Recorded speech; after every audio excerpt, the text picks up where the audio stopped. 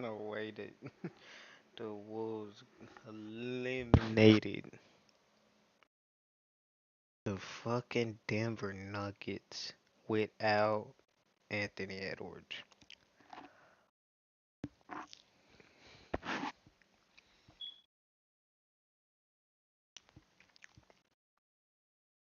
Way.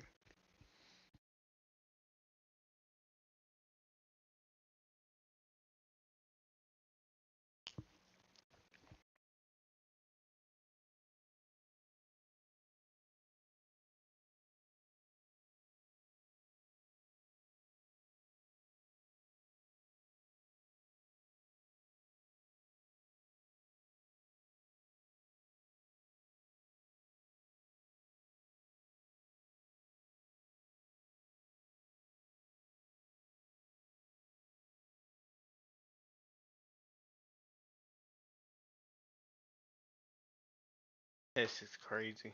Man, fuck Jalen Brown. Fuck Jalen Brown.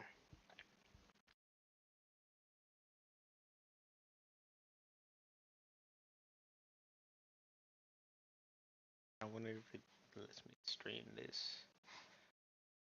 Intense competition, big egos, and millions of dollars at stake. Well, that's just another day in the NBA locker room. From insults to fistfights and even death threats, these are the NBA duos that hated each other. The early 2000s Portland team was often called the Jailblazers due to the plethora of notorious characters on the roster who weren't strangers to guns, violence, and various other vices. So when Zach Randolph joined the Blazers in 2001, he didn't have a hard time fitting in since he had a rough childhood and often had to fight on the street. So when a 6'5" Ruben Patterson issued a challenge in the locker room, claiming that nobody could out-wrestle him, young Zebo decided to take his chances. He just got down at the weight room. He coming in like an animal. Can't nobody slam me. So I'm like, he can't slam. I had stood up. I'm young. So I'm like, you can't slam me. I'm standing up. I think he gonna grab me again. We get in the middle. He dropped on me. Went straight to the Just leg. grabbed my legs. Man, picked me up, bro. Like this. And thumped me on my back. Oh, like a WWE. And we called it the Slam Heard around the world. And man, I couldn't practice for 2 weeks. Had a bruised tailbone. But even though he lost the battle, Randolph intended to win the war. In the following season, the two young Bulls decided to clash their horns again. And this time, it didn't end well for Patterson. a couple weeks later, Zach comes back. So And we practice, we going at it. Ruben getting mad. Quintel killing his Ruben. Here you go, bully. Try to square up. What's up, Quinn? I'm just staring on the court. He looked at me like, what you gonna do, nigga? He looked at me. I took him. Boom. hit Rube in his face. He hit him in his eye. And as we found out later, that he fractured his orbital socket. Bro, why does it do this all the time? A fucking ad at the beginning of a fucking video that's actually getting. However, because Patterson was known for violent off-court behavior, Randolph realized that he might have punched the wrong man. We get up out here. He going crazy. The whole team had to hold me back. He's trying to get in the locker room. Like 6 dudes had to hold you back. They said so. They couldn't get home, so they rushing us out of there. Shower at home. Take all your practice. You and Q, y'all get the out of here, dog. We leaving. They scared. They run in the back. Man, y'all better go. He going crazy, man. He trying to get back here. Randolph got so scared that he decided to hide for the next couple of days at a teammate's house, afraid that Patterson would pull up to his home and shoot him. In the end, Randolph was fine. Hold on. Let me be right back.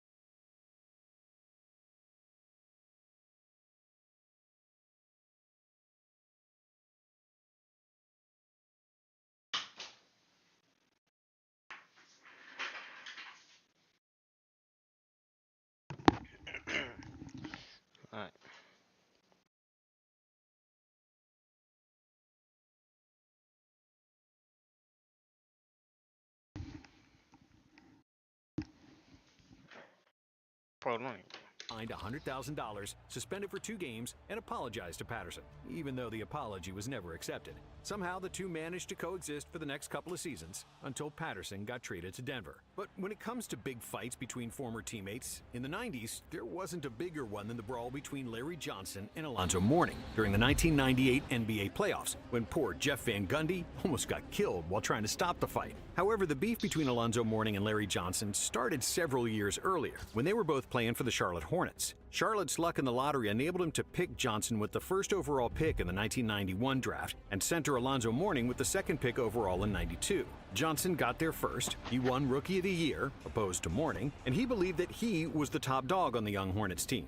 And the Hornets thought so too, because in 1993 they signed him to a 12-year, $84 million deal, which at the time was the most lucrative contract in NBA history. And that rubbed Alonzo the wrong way, because he figured there wouldn't be enough money for him. You paid Larry Johnson all his damn money, and now you won't pay me? Zoe said to the Hornets management. Even though he stayed on the team for 2 more years, money and the struggle for domination were always a thorn in their relationship. By the end of '96, both of them were out of Charlotte, and they hated each other's guts ever since, often clashing on the court whenever they had the chance.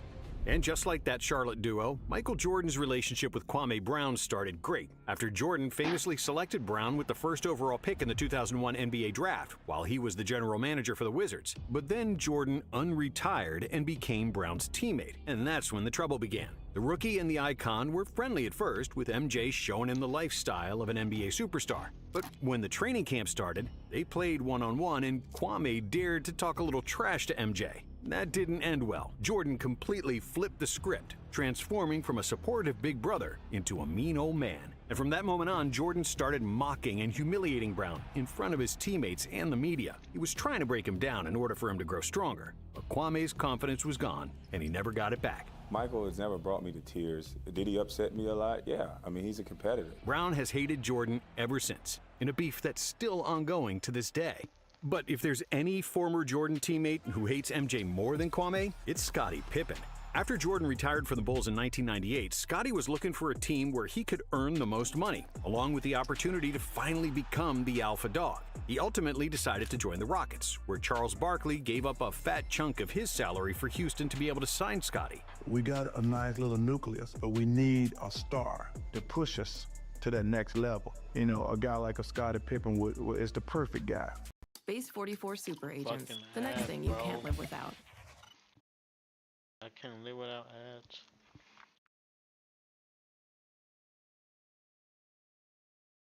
The Rockets had great expectations with Pippen, but his chemistry with Barkley on and off the floor evaporated before the 1999 season even started. Pippen wanted to prove that he was the man and take the most shots since he was a 6-time champion. And Sir Charles wasn't too happy about that, so they often clashed. And so the Rockets never really got it going, getting bounced out of the playoffs in the first round, and Barkley called out Scottie for an underwhelming performance, because Scottie took the most shots, but shot just 33% for the whole series. We were a little bit older. I thought I was joining a super team to some degree, but it just didn't work out. After departing Houston, Pippen didn't hold back, criticizing Barkley's work ethic and commitment. I wouldn't give Charles Barkley an apology at gunpoint. He can never expect an apology from me. If anything, he owed me an apology for coming to play with his sorry fat butt. Barkley, in his typical fashion, was quick to respond. I always carry a gun in my car. If I'd known I was going to run into him, I'd have carried it into the arena.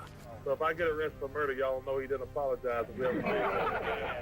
But one of the weirdest fallouts between teammates happened in 2009 with the dysfunctional New York Knicks. And it all stemmed from a spoiled superstar. Before the start of the 2009 season, Stephon Marbury was a 2-time All-Star, averaging 20 points and 8 assists for his career. During training camp, Coach Mike D'Antoni told Marbury that he'd play fewer minutes than the previous year, which wasn't a total surprise, since Steph came off the worst year of his career and was past his 30th birthday. But Marbury felt disrespected, and instead of trying to prove his coach wrong by playing harder, he did the complete opposite, deciding not to play at all. Stephon Marbury suspended today by the New York Knicks for 1 game for allegedly refusing to play on Wednesday night. With Marbury on strike, the Knicks management was outraged. But with his big contract, they couldn't trade him anywhere. When the season started and Marbury was still watching from the sidelines, someone had to step up and say something. And that someone was Quentin Richardson. Regardless of what you've got going on with the organization or what you have going on with your coach or whatever, you're not going to allow your teammates to be left out there, the way we were basically being left out there. This is directed at us regardless if you're trying to stick it to whoever you're trying to stick it to. At the end of the day, we're shorthanded. People are hurt. But I don't pay attention to Stephon because I don't look at him as a teammate anyway. Even being called out by a teammate didn't change his mind. And with Marbury still refusing to play, the situation turned into a deadlock. It was eventually resolved through a buyout after nearly 5 months of drama, with Marbury joining the Celtics, where he would play the final season of his NBA career. Now, the next two teammates were part of some of the most beautiful plays in NBA history. But after Ray Allen and Rajon Rondo won the 2008 championship... One more second.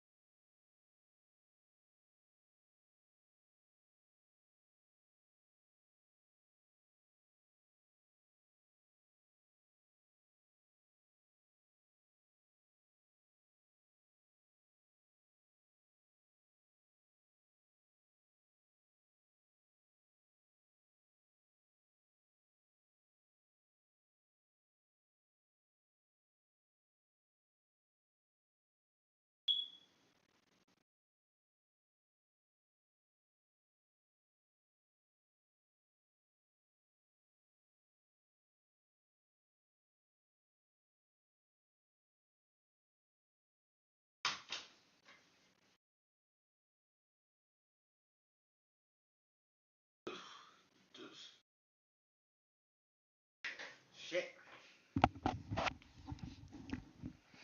With the Celtics, Allen met up with Michael Jordan, who gave him a reality check. You guys got lucky. Winning 1 is lucky. Winning 2, now you would be doing something. The major problem you're going to have to worry about is your role players not wanting to play their roles anymore. They go home after the season, and everybody tells them how great they are, and it goes to their heads. They come back and want more minutes and more shots. Not surprisingly, Jordan was right. In the 2009 season, Rondo, Kendrick Perkins, and Big Baby Davis demanded larger roles, which was detrimental to team chemistry. Allen felt that Rondo, eager to become the team leader, was altering the dynamic that had worked so well for the Celtics in 2008. During the 2009 season, Allen was told he and Rondo were being traded to the Phoenix Suns. And when Allen passed this information to Rondo, he didn't take it well. The deal never ended up happening. Rondo accused Allen of being the reason the two were gonna get traded. Things got so bad between them that their teammates ordered them to have a boxing match to fight out their issues. What do your teammates say? You and Ray Allen, y'all put gloves on to settle y'all feud? That's real? It wasn't to settle feud, but we damn sure put the gloves on. They had beef, and so they boxed it out. They put on gloves. They put on gloves and really threw hands. You could just tell Rondo was trying to knock his head off. But he never connected. But the swings was with conviction. Rondo was and I was like, whoa, Ray was jabbing. You know what I'm saying? Okay, let's rewind. A freak hailstorm hit.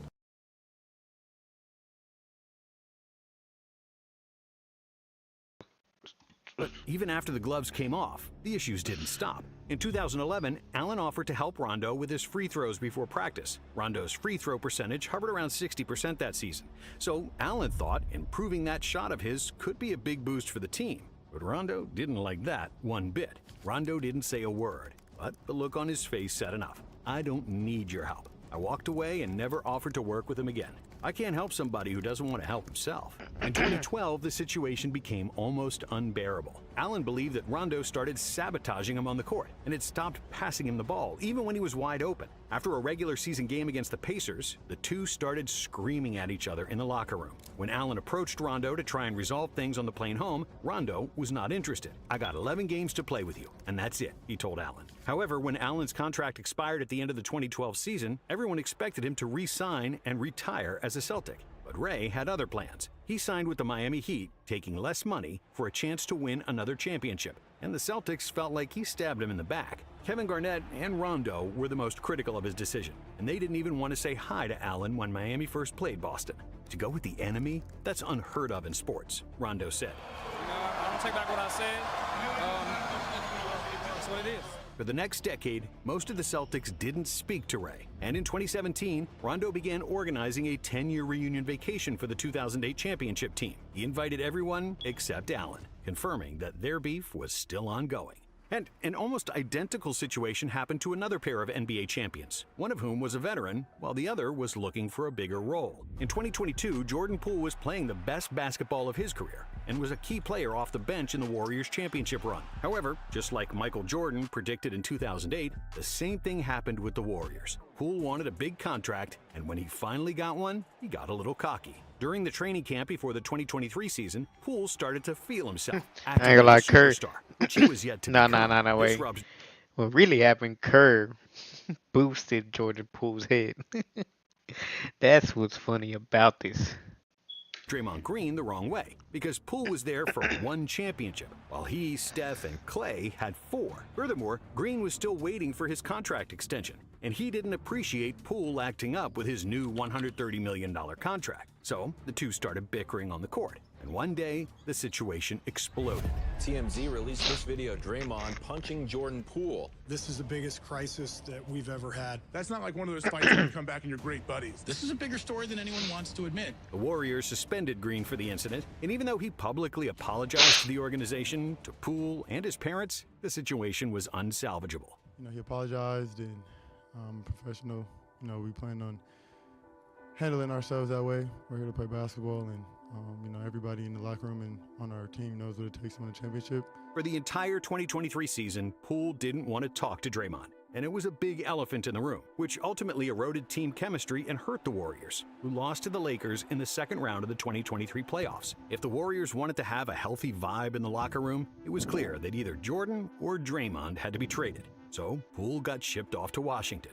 But Poole wasn't the only player whose teammate knocked him out during practice. Well, this is not the way you want to start your season.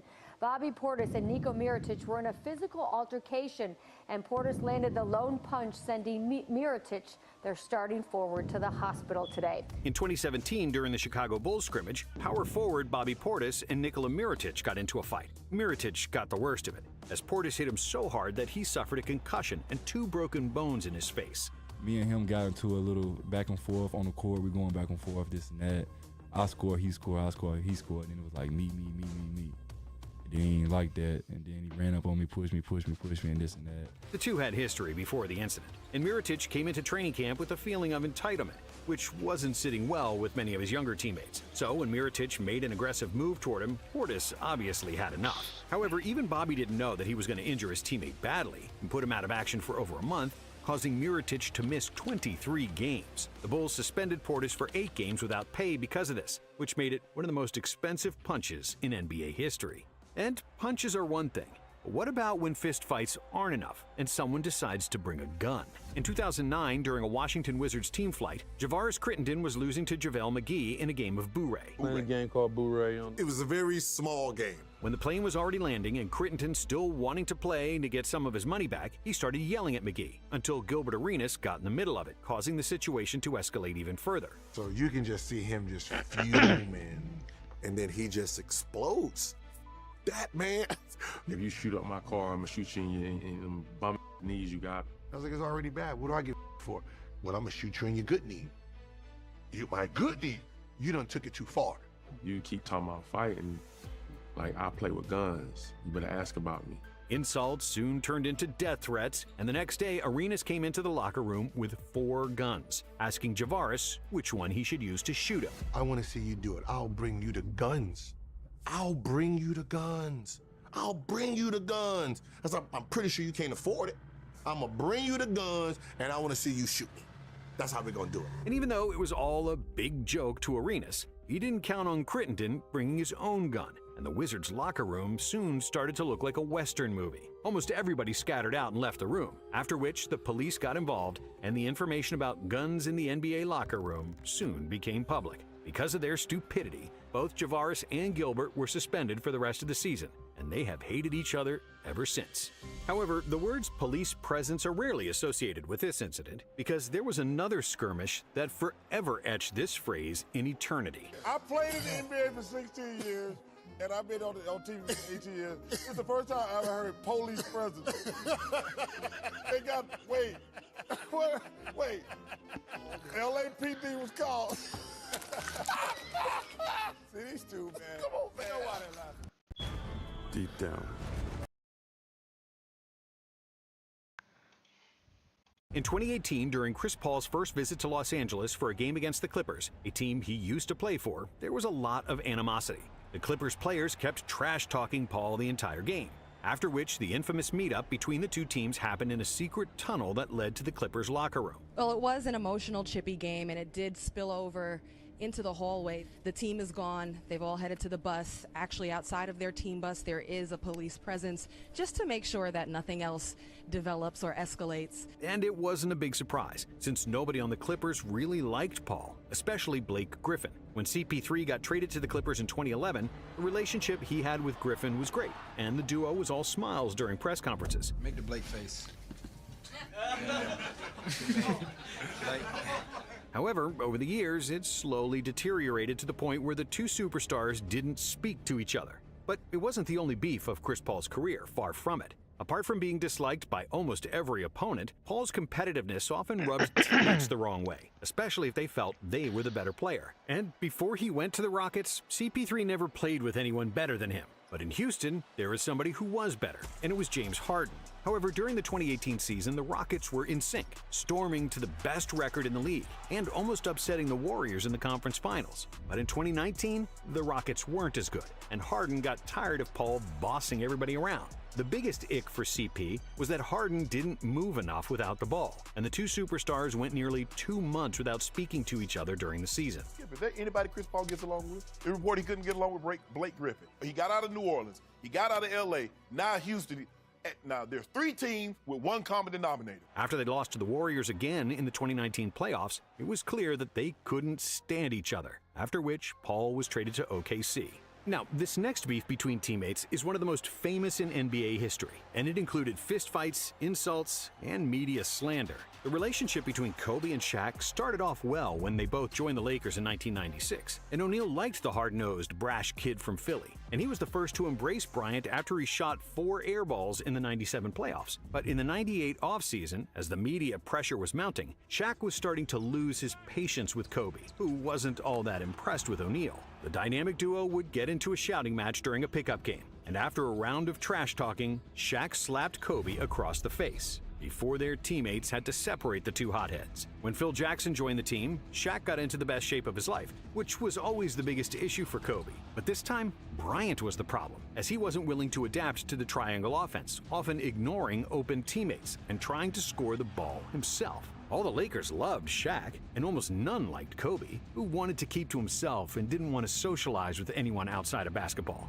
"My teammates hate me," Kobe complained to general manager Jerry West. "If I was your teammate, I'd hate you too," West replied. That sobered Kobe up, and he started to play team basketball, helping Shaq and the Lakers to win their first title since the days of Magic Johnson. In the next 2 years, there were no major issues, as the Lakers were too dominant for everybody, winning the championships in 2001 and 2002. But after that third ring, Shaq was content with his career and his 3 finals MVPs. So he enjoyed his summer, opting to delay his toe surgery just before the offseason. "I've got hurt on company time, so I'm going to recover on company time," he famously said. And Bryant was furious that he was so unprofessional and that he had gained weight. After that, Kobe went on a scoring tear without Shaq and didn't want to become the number 2 option once O'Neal returned to court. So the two started constantly fighting in the locker room and over the media. But that was nothing compared to all the drama from the 2004 season. With Kobe going through a trial that could have gotten him incarcerated and ended his career, he never heard from Shaq,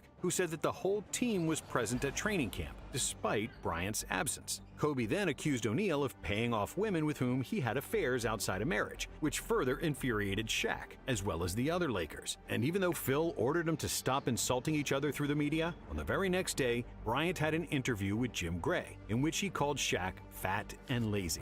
He said the guy selling donuts at the 7-Eleven had more pride in his job than Shaq did.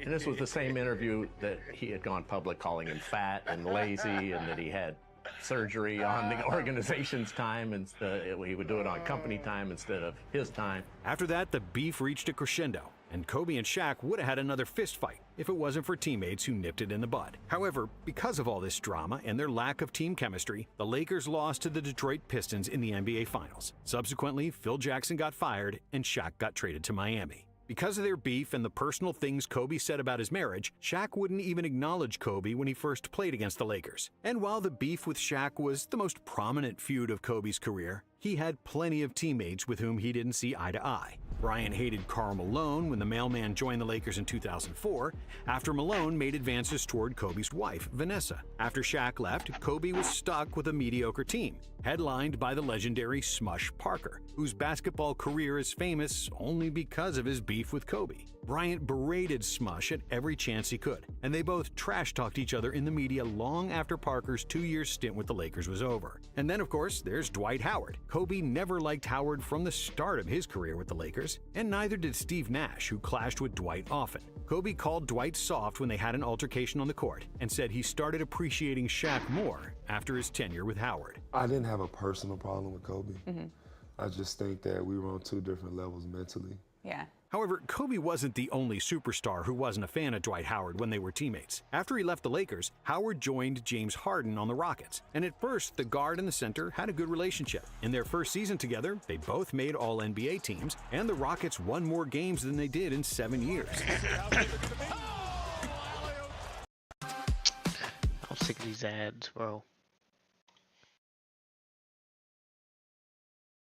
But towards the end of their 3-year tenure, the situation became unbearable, and the two future Hall of Famers weren't on speaking terms. I don't think me and James was close, and I don't know what happened. When a new player joined the Rockets, they supposedly had to join camps, as people who were good with Dwight weren't friendly with James, and vice versa. There were never big confrontations between Howard and Harden, no fistfights or even media jabs. The beef between James and Dwight was always passive-aggressive, even on the court, where Harden refused to pass the ball to Howard, and then claimed that he didn't see him. On the other hand, Howard was intentionally setting bad screens for Harden in order for James to get hit by the opposing center. Even though those claims were never proven, when there's smoke, there's usually fire, and it was painfully clear that their relationship had run its course after the 2016 season. I didn't really know how to talk to him like that. Right. When it seemed like it had gotten to that point, where when we first got there, it was cool, but we're not even talking no more, like. And this next player didn't wait to get traded after fallout with a teammate. He did something no other player had ever done, organizing a press conference within an hour of it happening and saying that he wants to get the hell out of there. That you were loud, emotional, passionate, we like to say, targeting teammates like Karl Anthony Towns and Andrew Wiggins, that you told GM Scott Layton, quote, "You effing need me." Jimmy Butler was never an easy teammate to deal with, especially if you weren't given 110% in practice. Just like Kobe and MJ, Jimmy was disgusted with players who didn't share the same work ethic as him. And after he led the young Timberwolves to their first playoff berth in 14 years in 2018, Jimmy Butler grew unhappy with Karl Anthony Towns, and especially Andrew Wiggins. Their nonchalant approach to the game and inadequate level of professionalism rubbed Butler the wrong way. And after one practice, Jimmy exploded. Jimmy started talking to the GM, everybody in the gym. Y'all better pay me. I'm like that. I'm like, he is nuts. Y'all think that team can win without me? I'm him. Pay me. Pay me. I was honest. Was I brutally honest? Yes. But I think that's the problem. Everybody's so scared to be honest with one another. If you didn't like the way that I handled myself in practice, one of the players come up to me, somebody say something.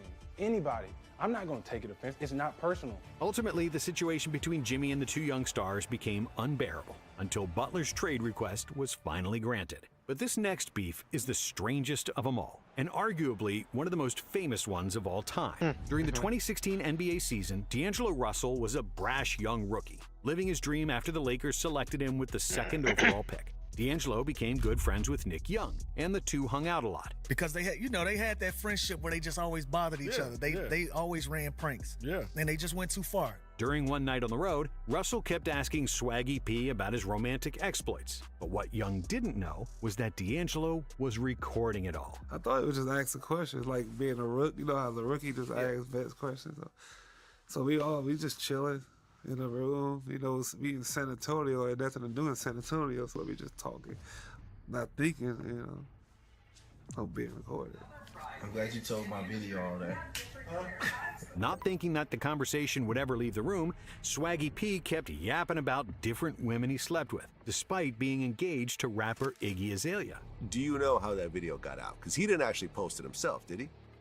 He said he didn't, but I don't know how else it got out. Under unknown circumstances, the video somehow got posted online, seriously breaching the locker room code and effectively ending Young's relationship with his fiancée. You thought you had good ones. Then you got snitched on. You find out that Russell snitched.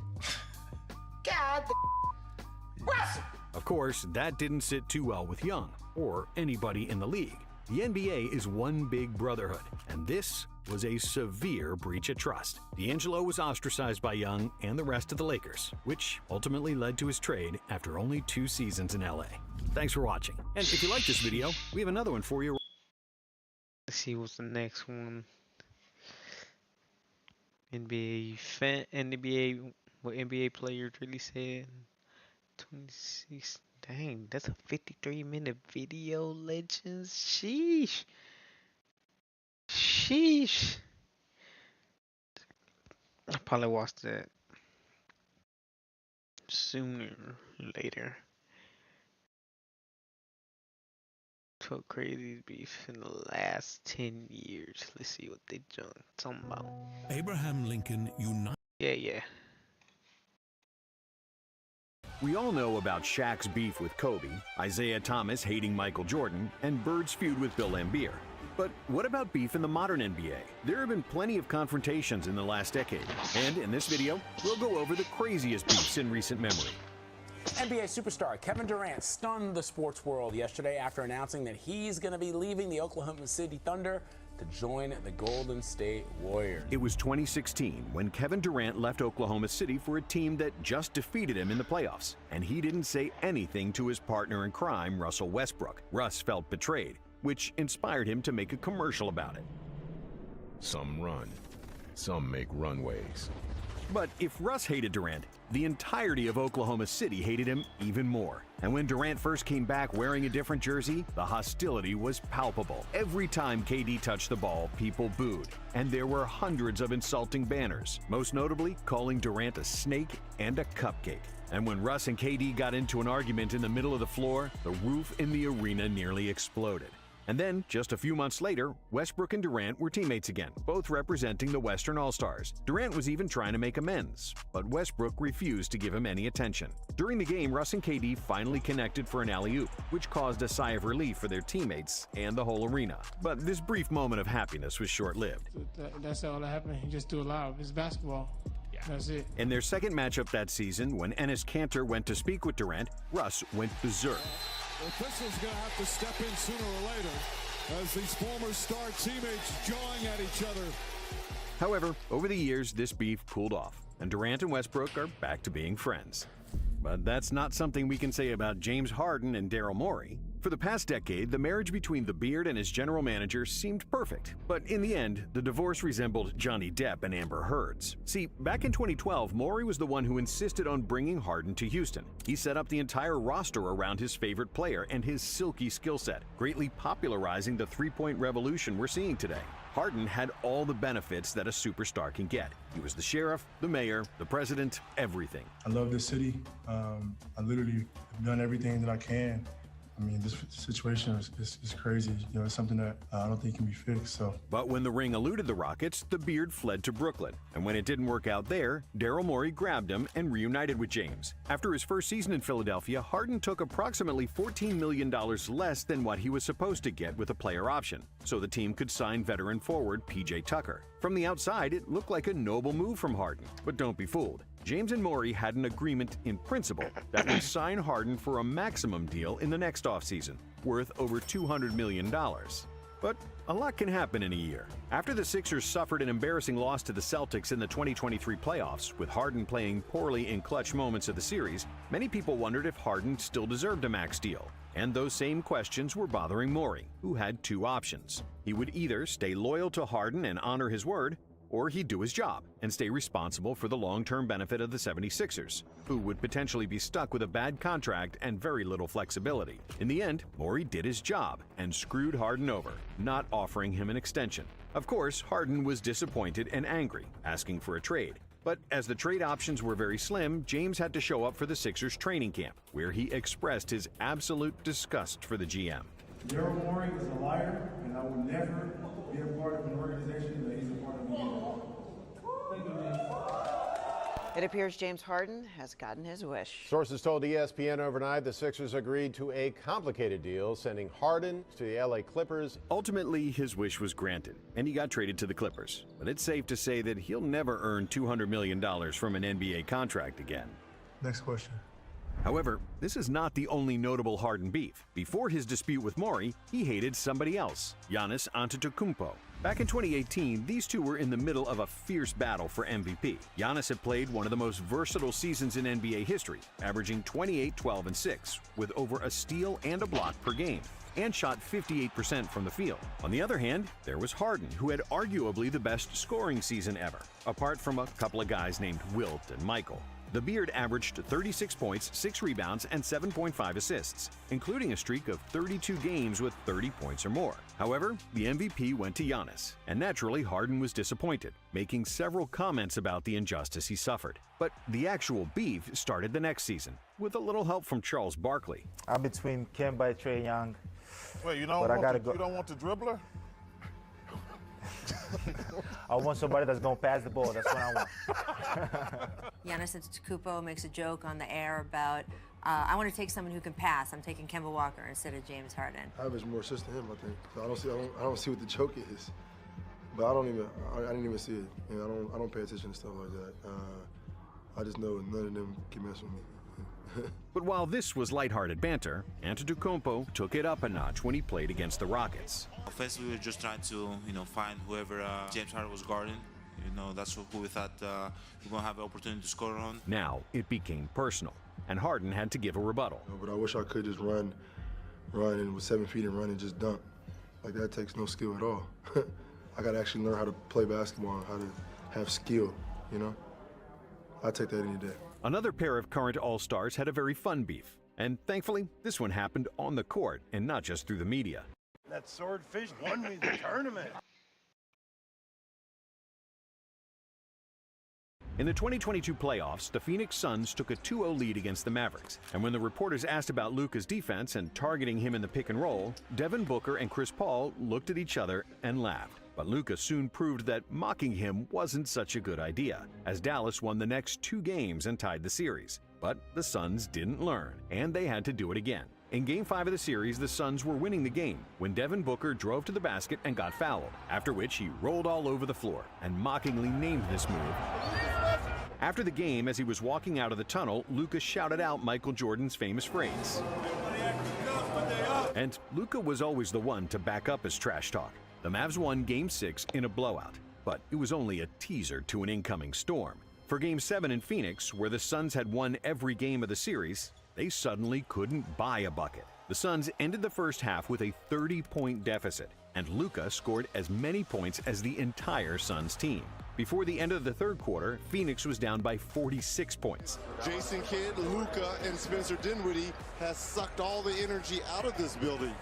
It was the biggest embarrassment the NBA has ever seen in a Game 7, and Booker had to eat a big slice of humble pie. What's the relationship like right now with Devin Booker? It's good. However, that wasn't the end. On March 5th, 2023, the rivalry was reignited as Booker and Doncic got face-to-face once more. After Luka missed the potential game-tying layup late in the game, Booker started to trash-talk Luka, and teammates had to separate them from fighting. It's fine. It's just a competitive game, man. It's all good. Just next time, don't wait till it's 3 seconds left to top. And if there's anyone in the NBA who talks for the entire game, Dillon Brooks is definitely one of those players, and one of the biggest NBA villains. A guy who gets in people's faces, trash talks, and taunts. But back in 2021, he was the one getting taunted by none other than LeBron James. After he made several clutch shots over Brooks, the King gave him a too small gesture, and the Canadian swingman never forgot it. 2 years later, after a game where he and several of his teammates nearly got into a fight with Shannon Sharpe, Brooks was in a revengeful mood, bragging about guarding LeBron. He doesn't want to go left. I was just making him go left all game. Then he would settle or he would pass the ball. But this was just a prelude of more beef to come. As the 7th-seeded Lakers advanced through the play-in to play the Grizzlies, Brooks was brimming with confidence. I don't mind playing LeBron in a 7-game series and knocking him out right away. And after a great performance in Game 2, where he bothered LeBron all night and helped the Grizzlies win, Brooks was again feeling himself. I don't care, he's old. I poke bears. I don't respect no one until they come and give me 40. You know, he's LeBron James. But, you know, when I'm on that floor, you're just another player to me.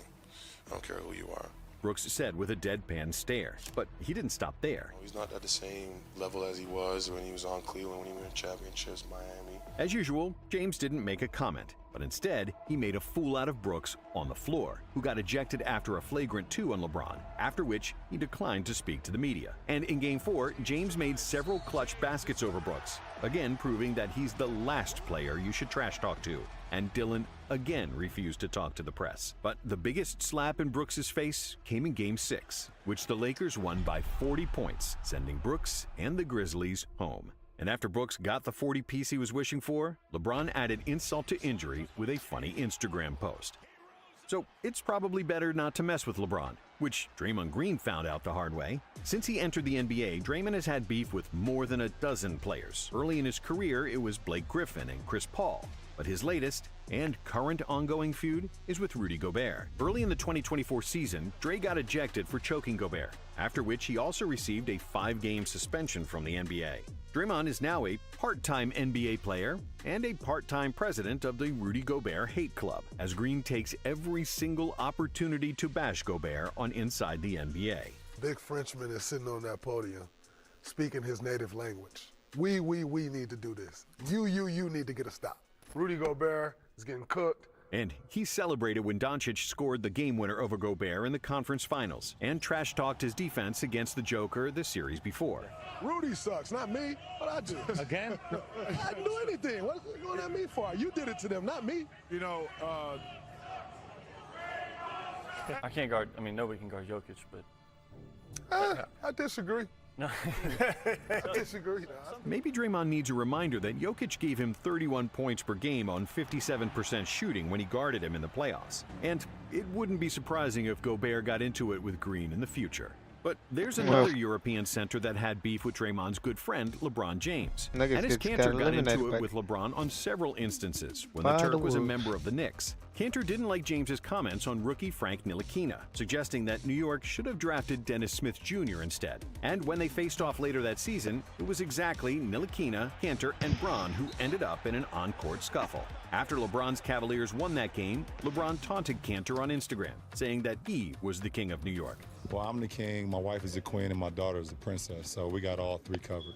Later that season, when LeBron got ejected for the first time in his career against the Heat, Kanter immediately trolled James with his famous hashtag, Strive for Greatness. He later repeated this tweet several times whenever James had a bad game. But that wasn't the end of it. When LeBron failed to provide comments on Daryl Morey and the subsequent NBA ban from all Chinese media platforms, that didn't sit well with Kanter. Enes tweeted money over freedom, criticizing James and his lack of involvement in social issues, something Kanter has been very vocal about, especially involving the problems in his own country. If you want to have a real conversation, you know where I live, you know what city I'm in, you know, just come here and we can have a conversation.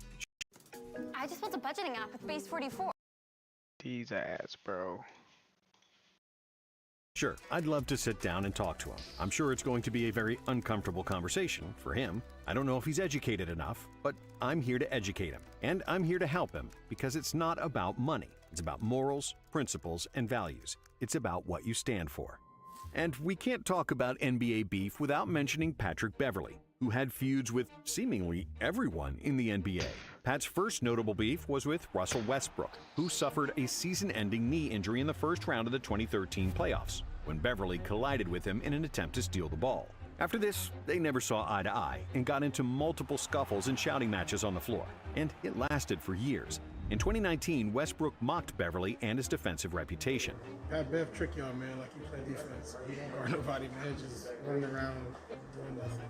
Oh, yeah, he was talking about he was first team all defense, but I didn't know what the hell he was talking about because I had 42 at the time. You know, I don't know what he talking about. Maybe he was dreaming of some shit. I don't know. But now it shocked me because he said he looked up and said, no one can guard me.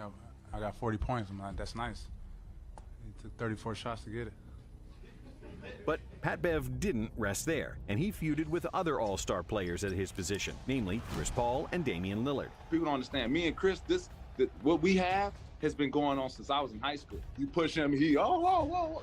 You know Chris, man. Pat hated CP3 for years, ever since he was in high school, and that energy spilled over to the NBA, most notably when he made a guest appearance on ESPN. Man, ain't nobody worried about Chris Paul when he played Phoenix Suns. Nobody in the NBA. With Lillard, the beef started in the 2020 NBA bubble, when Beverley clapped over 2 of Lillard's missed free throws. He also mocked Lillard's Dame Time celebration, and Lillard responded on social media, calling him a con man, like Flip from above the rim. And Tyrese Halliburton shared the same feelings towards Beverley. In the middle of the 2024 Bucks-Pacers series, Beverley severely downplayed Halliburton's playmaking skills.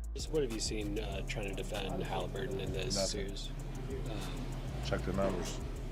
I think you shoot 19% from the three. Hallie waited to respond, and once the Pacers took care of business and defeated Beverley's Bucks, he copy-pasted Lillard's con man tweet. But Pat Bev didn't rest there, and also has feuds with Austin Reeves, JJ Redick, and lately, even with a reporter who didn't subscribe to his podcast. Excuse me, I'm sorry. Before I finish. You subscribe to my pod? Do I subscribe to you? I do not. So you can't interview me then. No disrespect. Well, Jamal is here. You subscribe? Okay, cool. That's cool.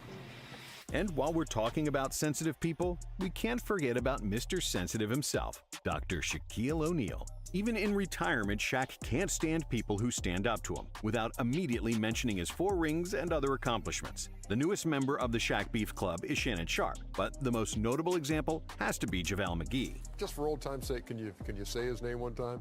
JaVale McGee!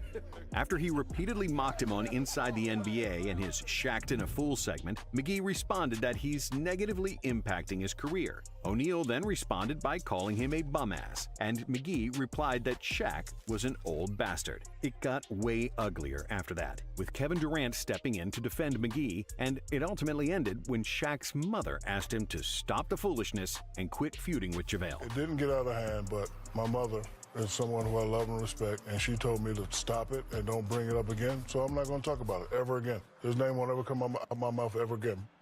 Of course, Shaq's most famous beef was with Kobe, who also had plenty of disagreements with other players over the years. Other than Shaq and Smush Parker, a teammate he disliked most was Dwight Howard, who never played or behaved up to Kobe's standards. So when he chose to sign with the Rockets in free agency, fireworks were almost guaranteed when they matched up, and Kobe didn't disappoint. After a hard foul from Dwight, Brian exchanged a few choice words with his former center, daring him to do something and calling Howard soft. A very similar beef happened with Jimmy Butler, who didn't like the intensity of his teammates when he was in Minnesota. After he led the young Timberwolves to their first playoff berth in 14 years in 2018, Jimmy grew unhappy with Cat and especially Andrew Wiggins. Their professionalism and playing style rubbed Butler the wrong way, and he wasn't quiet about it. Butler called Towns and Wiggins soft and constantly trash-talked them, highlighted by the infamous practice when Jimmy defeated Cat and Wiggins with a bunch of bench players. You were loud, emotional, passionate, we like to say, targeting Coach Tom Thibodeau, teammates like Karl Anthony Towns and Andrew Wiggins, that you told GM Scott Layton, "You effing need me." How would you describe what happened today? A lot of it's true. The beef ultimately resulted in Butler's trade to the 76ers. But after he was gone, Jimmy kept talking trash to Wiggins and his brother on social media, forming a now famous phrase, "keep that same energy." And Butler's most recent feud came at the expense of TJ Warren, which started in the 2020 playoffs. The pair got tangled up during the game, exchanged some heated words, after which Warren got ejected, and Jimmy blew him a kiss as he walked off the court. The tension between the pair spilled over into the post-game press conferences, with Butler not mincing his words about his opponent. He's not even in my fucking league, like nowhere near me. Swordsman evolves into Thunder. I mean, shit. Crazy. And if I was their coach, I would never put him on me ever again. He's like, no, put somebody else on me because I'm a Taz every time we play. He's trash. But unlike most of the players on this list who traded barbs on the floor, another recent beef mostly happened through social media, and it was between former teammates. Kyle Kuzma and Spencer Dinwiddie briefly shared a locker room with the Washington Wizards during the 2021-22 season. However, after half a season, Dinwiddie got traded to the Mavericks, and he wasted no time to talk smack about his former teammate. After a game against Washington, which the Wizards won after a 30-point night from Kuzma, Dinwiddie played down Kuz's big night. They're not playing for nothing for real. You know what I mean? Like, at the end of the day, for them, it's a showcase. They over there trying to get paid. They're not trying to play winning basketball. Naturally, Kuzma was not a fan of what Dinwiddie said, so he replied on 3 Twitter. seconds. The That's funny all I thing can is, do, they 3 don't play seconds. winning basketball. In Kuzma general. wrote because the I'm gonna Mavs go were to- also out of the playoff picture. But Dinwiddie fucking didn't stop wax there, wave. throwing shade at Kuzma's focus and work ethic. I think if we look at, you know, him and the way he approaches life, fame, all that stuff, that we could see that, you know, his priorities tend to vary, right? Like, that's why he dressed the way he does. He, you know, approaches basketball the way he does. But in DC, if you got 3 max dudes, Porzingis, Brad, and Kuz, like, how you miss the playoff? Like, none of these things make sense. You know what I'm saying? Unless your priorities aren't in order. Of course, Kuz was quick to talk back. The Wizards and I have so much real estate on Din Shitty Island. This guy got signed by a team for over $60 million and was traded before the following season was over. What in the world have you won in this league? LOL, you've been bounced around like a basketball, my boy. And last but not least, we have another beef that had nothing to do with basketball. When D'Angelo Russell played... You find out that... Yeah, I've already seen that joke. Look. I'm looking at my lives. I ain't gonna lie, this shit already got me. This is crazy. But look how long I've been going live for.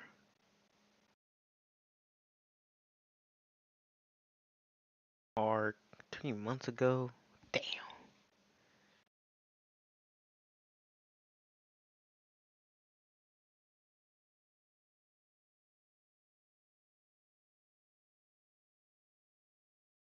See, look, if I react to a video, it's gonna show me on the top right.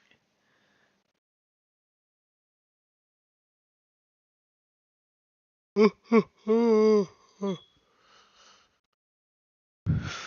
me see. This 6 months ago. I'm at the September range, cause this is 2K.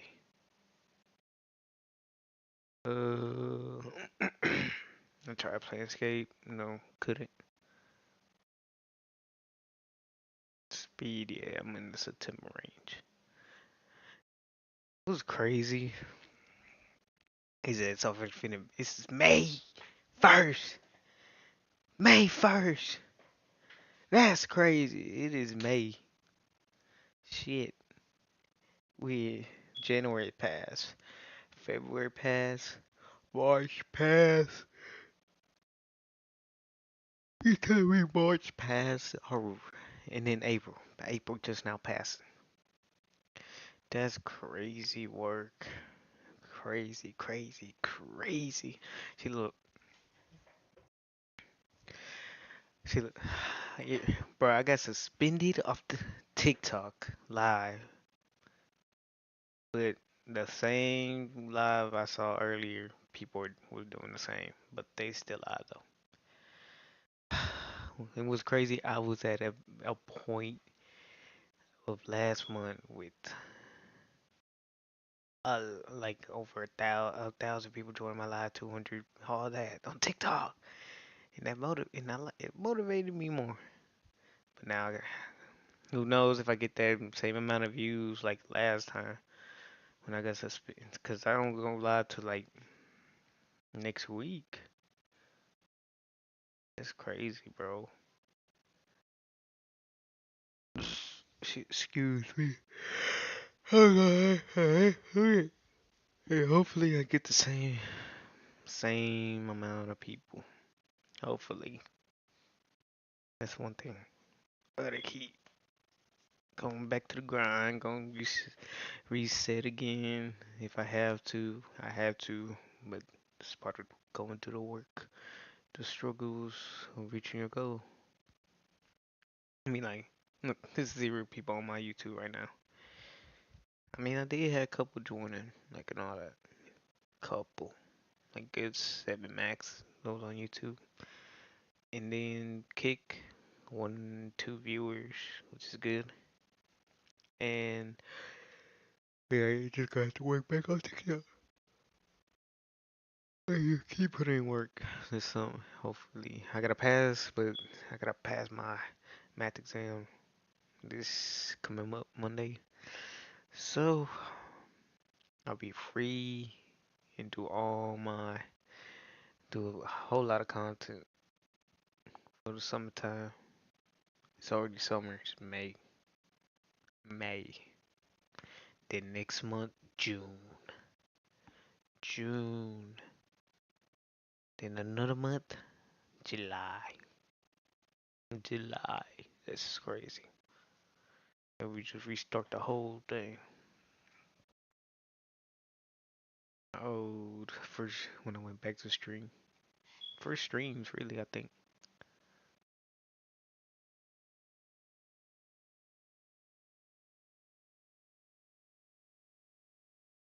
His shorts.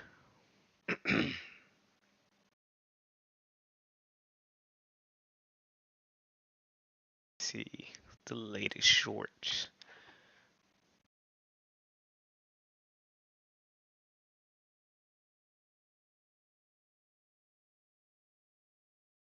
See. This one with the low view. What's going on, chat? Today, day 18. We's on day 18 of sober. Oh shit. Yeesh. That car's total. The Benz is total. Right now, I'm doing some midday streaming on YouTube right now.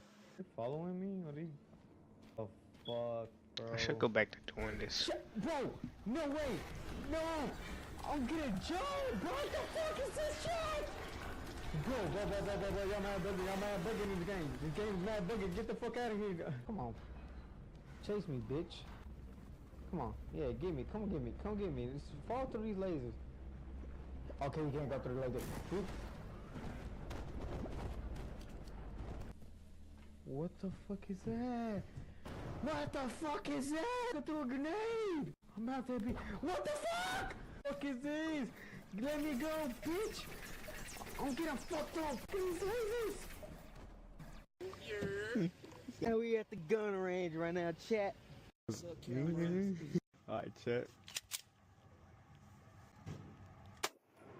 I mean, YouTube gonna let me post this. I'm out. Reload. My boy Cam got. Right. See what my boy Cam all quick got. The sidecar, he was different. I hit his ass in the eyeball, nigga. I ain't. What's wrong? What? What? Oh, what? Gunshot went in his back. Good chill. 23 chat.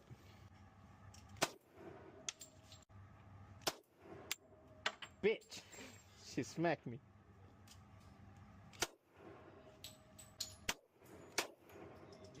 How you bitch? The bitch you. Chat. Got him in the stomach, chest, eye, chin, head. It's the first shooting range. We got to the gym. Cannot miss out on no Monday gym. I ain't gonna lie, I'm not falling asleep today after the nap I took. Another scoop of woke as fuck chat. Shit. Alright. Chest and tries today, chat. Chest and tries. Alright, chat, we just completed our sets now. Stairs time, chat. So we just completed bench, Let's try. get off my work. What's good, brother? Got done with stairs, chat. 10 minutes on here. Now I'm gonna go to the steam room and dip. We got done with our workout. So we finna see right now if we gained or lost, chat. So we got. Well, let me check out the jacket. 153 without the jacket. 53. We just completed day 18. Yo, sober. Remember, like, share, repost. Yeah, I fuck with them for doing that. Repost. What's going on, chat? Fuck with it. They fucking master interviewed the video ain't trip.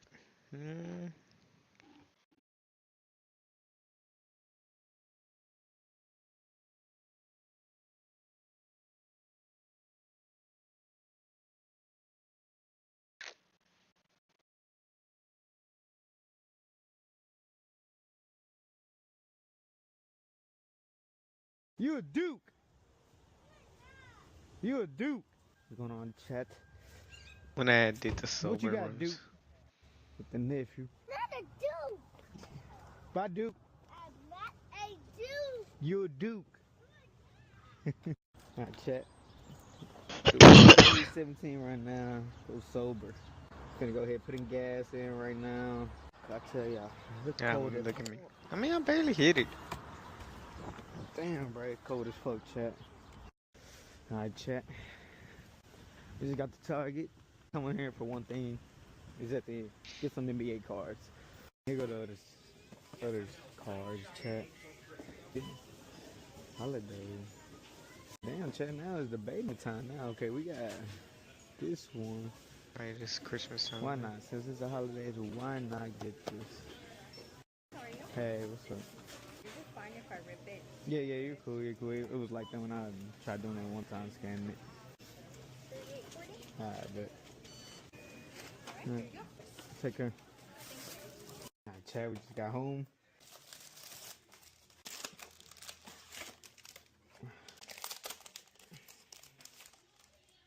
Jokic. Keep it. Jonathan Kuminga. Keep, for sure.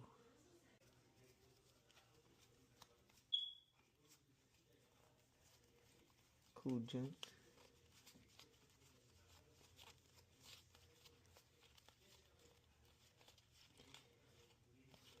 Alright, chat.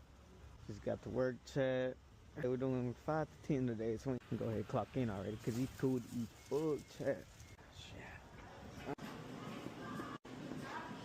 We're by ourselves in this bitch, chat. Nothing wrong with some Juice WRLD. Lean with me. And plus, it's part of our brand, too. Lean, like the baby bottles, lean, all that shit.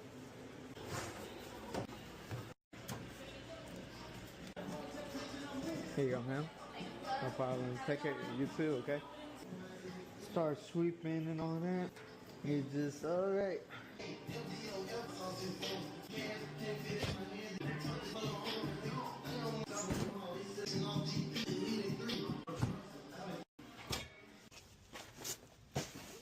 Landed it.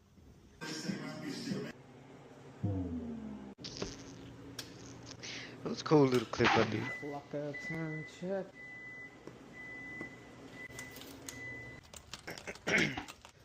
Just think about it. There's only Yeah. 2 hits on me. But we just completed day 17 today. But I'm finna go ahead and switch the stream to Kick now.